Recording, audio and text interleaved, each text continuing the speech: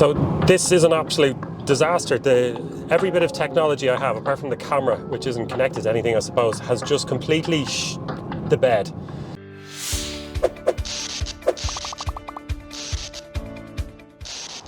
Every time I make a video about an EV and I put it up straight away in the comments, oh, EVs are a load of rubbish, they can't go anywhere. Or here's another one, I'm not buying an EV until I can drive 6, 7, 8 hours straight without stopping on a single charge, driving back and forth across the country. Well, today we're going to put that to the test. So the big plan for today is to drive this. This is the brand new Volkswagen iD.7 across the country, up the other side of the country and back across again in a round trip that's going to be, give or take, 540 kilometers. But here's the thing, we're going to drive out the gates here of Western Motors, our friends in Drogheda, they do dealership for Volkswagen, and we're going to go at 9 o'clock and we have to get back here for 6 p.m. before those gates close. That's the challenge. Now, one thing that we have to do in preparation is get the car up to 100%. And the guys here in Western Motors have been good enough to let me use their fast charger here to get it up to 100%. So we'll pop that back in. Now, another thing that I've done as well, just to give us the best chance today, and it is something that you can do in real world conditions anyway, is to get the battery nice and warm. Because car batteries are a little bit like humans. We love the temperature to sit there in and around that kind of 20, 25 degrees, nice and comfortable. So what I did is I preconditioned this battery as if I was coming to this charger on the way up here. So the car should be nice and toasty and ready to go when we leave.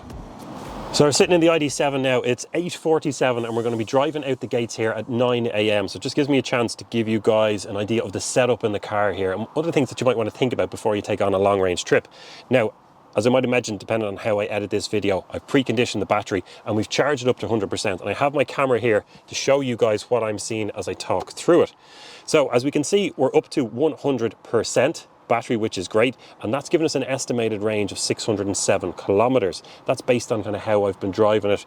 But then again, you drive downhill, that thing will go up. You drive uphill and you'll see that range figure plummet. So you have to take it with a big pinch of salt. Right, so that's how we did it. We optimized the battery. So there's a button just there and we can't do it now. It's not giving us the option, but there's a little button down here normally where you say heat up the battery basically, and it'll get it ready for you if you want. But then again, if you program this car to navigate to a fast charger, it'll do that for you anyway. And as we can see, this little binnacle, that's what I'm going to be looking at a lot today. And that has 100% and 607 kilometers just there. Is it focusing in right? I'm not sure. No, you're not getting to see that at all. Anyway, that doesn't matter. So let's also go up here. If we click on this car button, we can see driving profile. Now there's eco, comfort, sport and individual. So I've set this up in individual already to suit myself. So it dulls the accelerator a little bit, but it'll still give me access to the sports steering and the way I like to drive it, but it should still be quite efficient. Let's see. Click on the menu up here. That brings up all our main icons. We want to click on vehicle. Now this will bring up some important stuff here, which is if I press status, here's the stats and the numbers that's going to be really important throughout the trip. Now, as you can see, the car has done just under 10,000 kilometers, so it's nicely broken in. This is the last trip that I did, 7 kilometers, 30 kilowatt hours per 100. Now, this figure here is hugely important, and I'll tell you why now in a second, but I need to reset that before we head off, which you can do. Hit reset there, okay. But look at this one, since start, if I click long term, which is when I picked this car up a few days ago, I've done 89 kilometers and I've averaged 13.4. But why is that figure important? Well, this has a 77 kilowatt hour battery and I'm going to do about 540 kilometers. And I got out my calculator and I divided those. That gives me an efficiency figure that I need to hit of 14.3. So this figure here has to be 14.3 kilowatt hours per 100 kilometers. If I go lower than that, I'll make it. If I go higher than that, I'm stranded by the side of the road. That's the key one. And it's not, can you see it here actually? I'm not sure if it comes up, but we've got a nice little heads up display just here. And I've got the car programmed to show me my efficiency on that heads up display, which is really nice. But yeah, look, this is a lovely car inside. We've got a whopper cruise control system and it's now 8:50 and we'll be ready to go shortly. One of the things that the guys here in Western Motors are kind enough to do is just checking tyre pressures to make sure that everything is absolutely spot on. So we need 2.5 bars all around, which covers that rating of 2 people and a bag inside the car. So we're going to do all 4 tyres, check that they're at the best pressure to give us the best efficiency for this trip. Right, stepping into the car, it's 8:59 and I just want to make sure that I get this car turned around, pointing in the right direction. Okay, drive, let's see, head off this way. Turn down here. You have a cool setup here actually as well, basement and everything. So yeah, another thing that I have to do as well is just freshly reset the computer as I'm driving out the gate to make sure that this is as accurate as possible, because I need to know exactly what's going on in terms of efficiency. And I have, according to Google Maps, 7 hours and 15 minutes of driving if it was non-stop. But I'm also going to be stopping in Western Motors in Galway, and then I go up to Sligo to use the toilet and have a drink and a sandwich and stuff like that. So it'll be a lot longer than that. And also I won't get to do full blast on the motorway, I don't think. So we'll see about that. But yeah, wish me luck. It's time to hit the road, and it has just gone exactly 9 and I'm driving out now.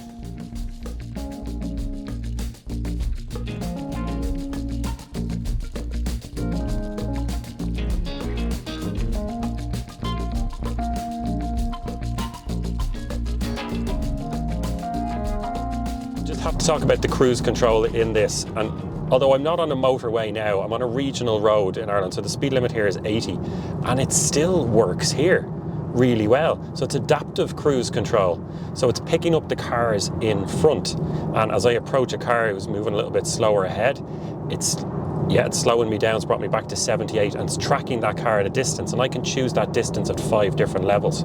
But it goes beyond that. I'm not actually steering at the moment, and even on a regional road like this is not even a motorway. It's a little bit twistier and windier, and the markings are a little bit faint in places, and this is still steering for me. Now, I'm not taking my hands off the steering wheel because that's just dangerous, and legally you can't do that anyway, but this is driving itself. It's accelerating, braking and steering. Now, it's not going to navigate the roundabout or the junction I'm just coming up to, but it's an absolutely brilliant thing. And it has another feature as well, which I found comes in and out, and I don't know why. Maybe I've got something in the settings that I'm not doing right, but it will change lanes for you when it's ready to do that. Maybe a sensor's blocked with a bit of mud or something, I don't know. But when you're behind a car or a truck on the motorway, you just press the indicator and the car will move you out and then back up to speed in the outside lane. And I think that's really impressive. Okay, I am pulling into Western Motors. Yeah, so this is the first stage of the journey done. Now I'm gonna have to find somewhere. Oh, there's a parking spot over here. And once I do stop, we'll give you guys the numbers on what's going on here. Is there no places? Oh, here's one down the end. Yep, there we go, that'll do. This thing has a great parking system, by the way. I can't show it off now because I'm doing this, but the cameras are okay. I've been in cars with better, all right, but this thing can remember your parking route for when you're going in and out of your own driveway at home. Anyway, okay, there we are, into park. Do you know what I'm going to do now is get the GoPro out, and we will start recording this, just so you guys are seeing exactly what I'm seeing. Okay, that's recording there now. Right, so if we go up to this screen, bring up the menu just there, click on vehicle. So since start, here we go. Yeah, this is what we want. We've done 211 kilometers. So taken 2 hours 58, which is slightly different from that, because I suppose when I turned on the car, it took a couple of minutes before I got going and pressed start button on that. Average 71 kilometers an hour. And here's the crucial thing that we need to know: 14.5 kilowatt hours per 100 kilometers. And we have arrived with 59%, and the car is guessing that we're on 333 kilometers. So we are definitely behind schedule in terms of that efficiency there. At this rate, we're not going to make it, but I do feel like the wind that we just came into as we went across the country was a bit strong, and I'm hoping that we do better as we go north up to Sligo and then back across towards Western Motors and Drogheda again. Should be better then. Yeah, it's time for me to take a break, kind of recharge my own batteries. I'm not going to charge the car, even though Western Motors have chargers here. I'm going to leave it on the 59% that it's on there now, just to try get that accurate sense of can it make that whole loop in one go. While I'm here in Western Motors in their Galway branch, I just thought I'd check on pricing. Now, the car that you're seeing me driving is a demo model, and it's a slightly higher spec than what you're getting in Ireland at the moment. So if you go to order this now, what you're getting is the Pro Plus. We come in here, we can see it there. Now, it's still got great spec. We're on 19-inch rims. We've still got the infotainment screen, all the space, the comfort, the power, and all that kind of stuff. But it's a slightly different spec. Now, the pricing for these in Ireland at the moment is $59,990. However, you also get the grant on that, so the price drops down then to €56,500 to get this out on the road, and I still think that's whopper value. This is a whole lot of car for that amount of money. Before we head off, let's do a really quick run around of the iD.7 and what it is. Now, this one is pretty new. There's a few on the road, but compared to the iD.4, which have sold by the thousands, there's not many of these yet. And I think that this is a great option because if you need range and a bit of space inside, it's a great option. 77 kilowatt hour usable battery in this. So your WLTP range is going to be around that 620 kilometer mark. However, in real world circumstances, something more like the high 400s, let's say 470, 480, 490 is dependable. But we need to do 535, 540 today. Right, I'm rested up at Western Motors, the place in Galway, and it's time to kickstart our second leg now. So we're heading up to Sligo. I'm going to go pretty much into the town, although I'm going to have lunch up there, so might get somewhere on the outskirts or there, but it'll be thereabouts anyway. So what do we need to know? It's an hour and 54 and 134 kilometers is the next part of the journey. And let me see if I can just turn this around. So there we go, still 59%, estimated 333 kilometers. And the big thing here, what I'm going to do is, so that's since start. So I've got two different ones here. I have the long-term one tracking the overall time, and then I'm setting up another one here, which is since start. So the start of this journey now, I'm going to reset that one. Click reset, so I know what I'm getting on this stage as well as the overall one so far. So look, let's not mess around. I'm actually getting a little bit hungry now, so I'll be dying for a bit of food by the time I get up to Sligo. I might even have to stop on the way. We'll see.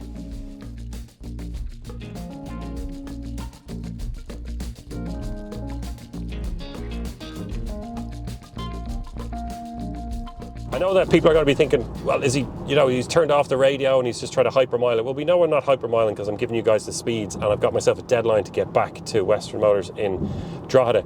But other things come into effect as well, like when you hear some stuff about it, did you have the radio on?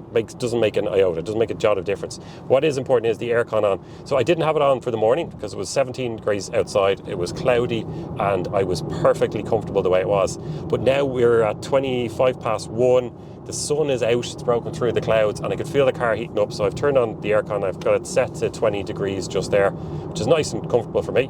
I could have taken off my jumper, but I think just for the sake of time and keeping things moving, I didn't want to pull in. I thought we'd keep things ticking over as fast as we could. So I left the jumper on and turned on the aircon. And yeah, I'm just driving this car in the conditions that I normally would to be comfortable. Whether it was recording or not, this is what I would be doing.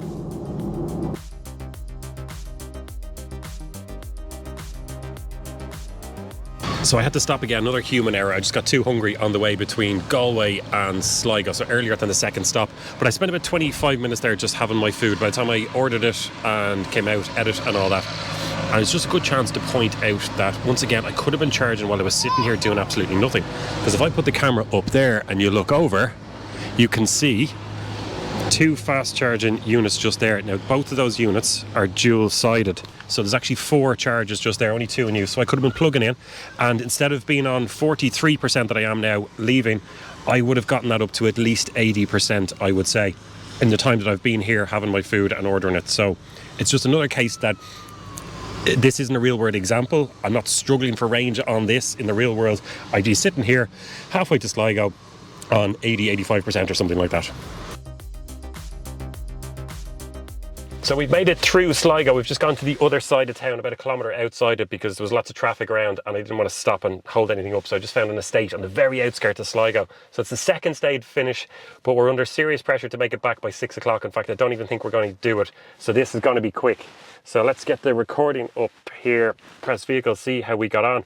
So that was a 2 hour and 3 minute journey of 136 kilometres, slow going, those national roads, get caught behind tractors and stuff. Anyway, 12.6 average.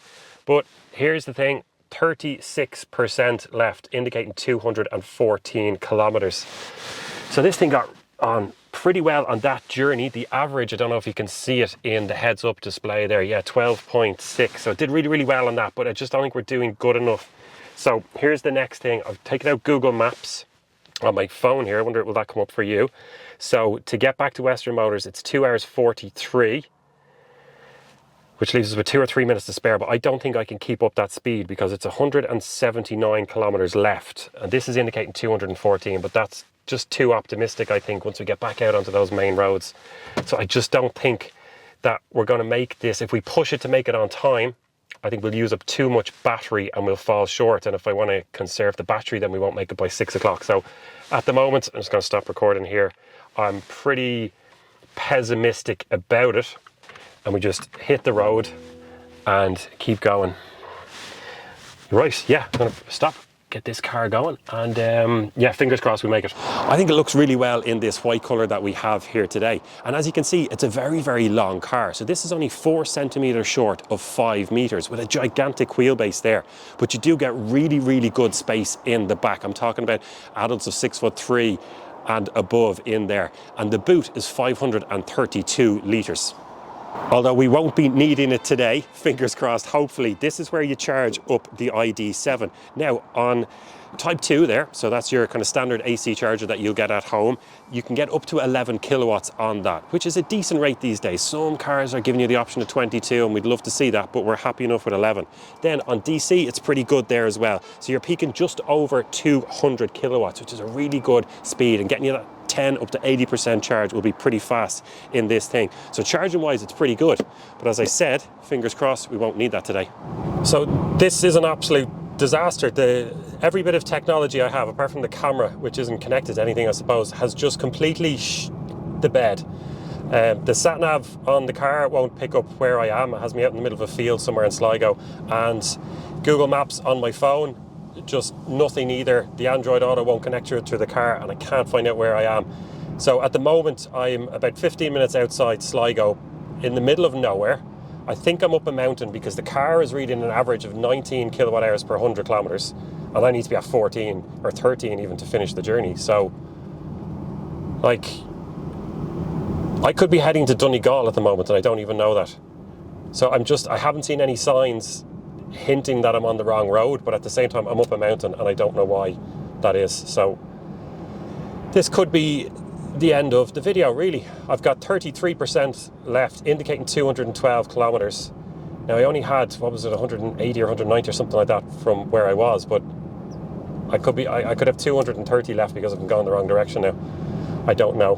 Bring back maps. You used to have a physical map, an ordnance survey map or something, or a road map tucked away in the glove compartment or under your seat, and I don't have that now. Relying on technology, and look where it's got me. Right, I'm just going to try and calm down now and give you an update when I know where I am, really. What time is it anyway? I know it's about 3:30. So 2.5 hours to get where I'm going. Well, I'm pretty sure this whole thing is gone now at this stage. Anyway, right, I'm getting grumpy. Let's turn this off.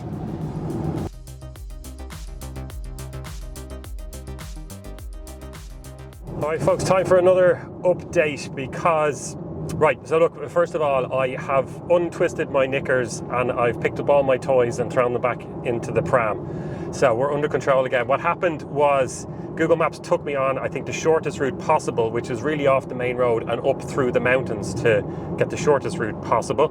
And I think I was really high up when I just, completely out of signal, lost all directions, and the average consumption was off the charts. But at this stage now, we are back on the road. It's not definite that we won't make it, but I still think it's slightly unlikely. So we've just hit 20%, and a little warning came up, you're short on charge. But 20%, according to this, gives us 124 kilometers. And that's a theoretical 100% range of just over 600 kilometers. So that's way too optimistic. But we are averaging 13.2 kilowatt hours since Sligo on the way back to Western Motors in Drogheda. Now I've got the sat nav open in the car here. It's trying to get me to stop in about 10 kilometers at a station, but we're going to push through. So we've 87 kilometers left according to the sat nav and 123 range here, but I think that's way too optimistic. And as we're starting to hit the more bigger open national roads and potentially a little bit of motorway as we get closer to Drogheda, that figure's going to drop a lot. But let's see. It's not definite that we won't make it, because according to this, we'll get there at exactly 6 o'clock. But I don't think I can push the car too much to actually get there in that time. But we'll give you another update closer to the time. So look, it's not definitely gone, but I'm still pessimistic about making it in terms of range and by 6 p.m.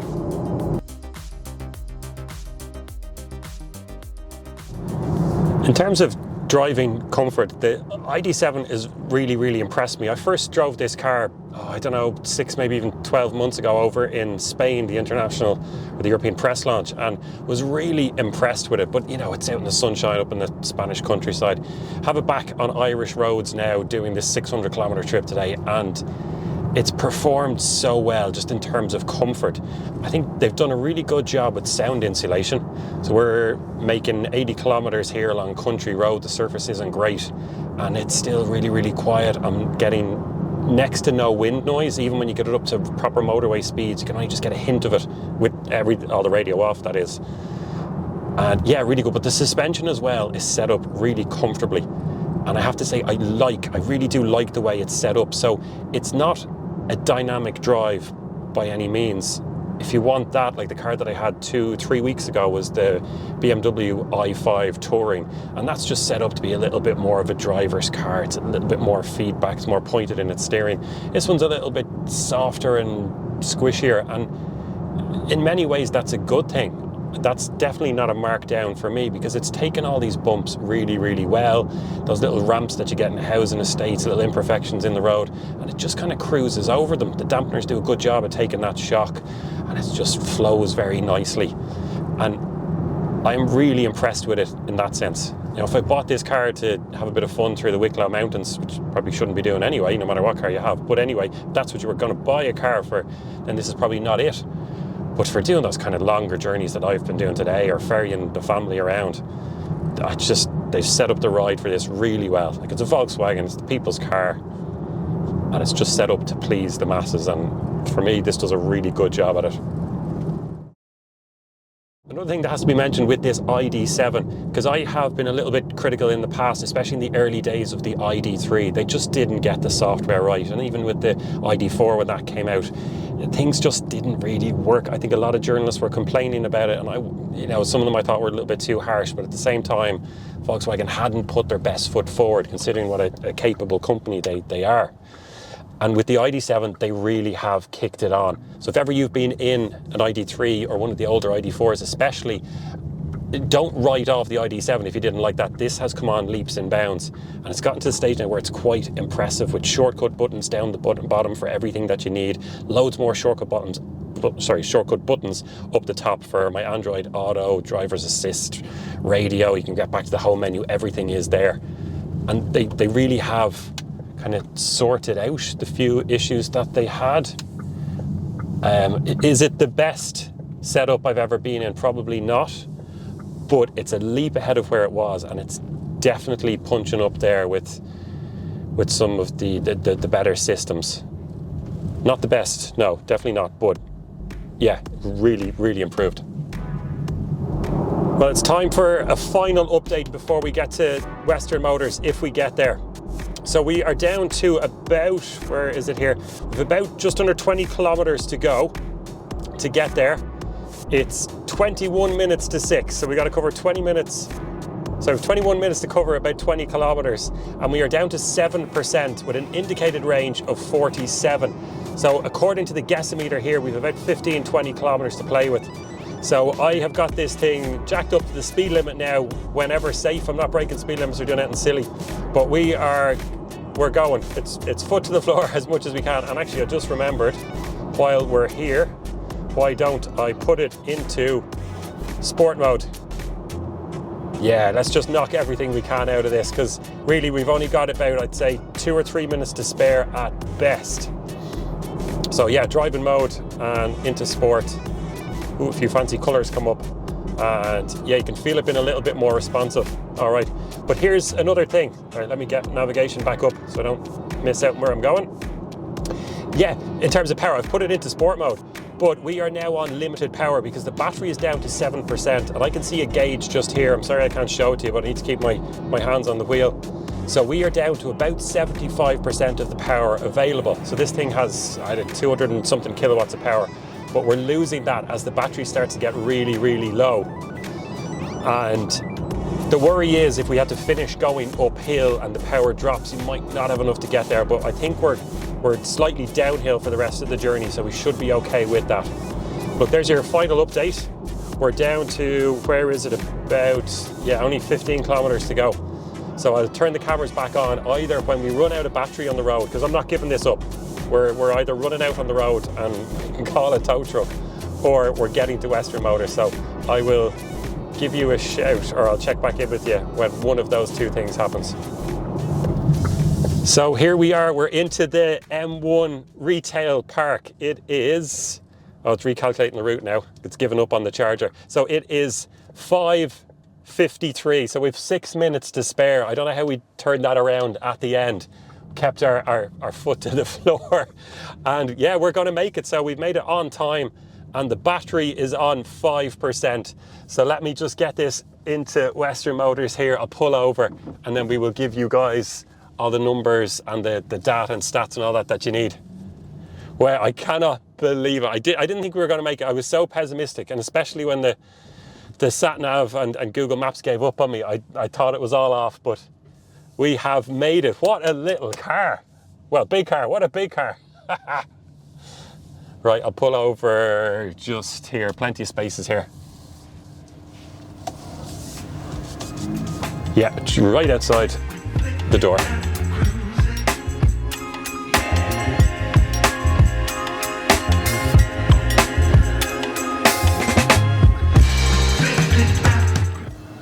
Okay, let me press record on this so that you guys can see everything that I see. So we've made it, yeah, it is 6 minutes to 6 now. So the guys, I can see them, they're actually just closed up all the gates. So we'll get these numbers to you really quickly. If I click on the menu there on vehicle, you know what, let me turn off the climate control. I had it on. Let's see what, if I press, oh, how do I do it? Oh yeah, swipe my finger up. No. Here, put it on low. Anyway, sorry, I'll come back to that. So yeah, here we go. We have done 179 kilometers on that last journey since we left Sligo. It took 2 hours 41, an average of 66 and 12.7. So look at that, with a little bit of help from the wind, as in we weren't fighting it, it really came through for us. And over here, we've got 5% with an indicated range of 34 kilometers. I cannot believe it. So let's hear, instead of since start, let's look at what we did for the whole day. So if I click on long term there, yeah, so it was 526 kilometers in the end. I thought it might be up to 540. It's a little bit shorter than that. Just under 8 hours of driving. Now, Google Maps with no traffic whatsoever had, I think it was 7 hours and 10 minutes. So we didn't do too bad, considering some of that was taken up as I was sitting in a drive-through and getting the camera set up. And an average of 13.4 kilowatt hours per 100 kilometers. So this car has just done absolutely brilliantly. But I'm going to stop that recording. I might have to crunch some numbers and get back to you with some costs and stuff like that, depending on how I work this edit in. But yeah, absolutely brilliant.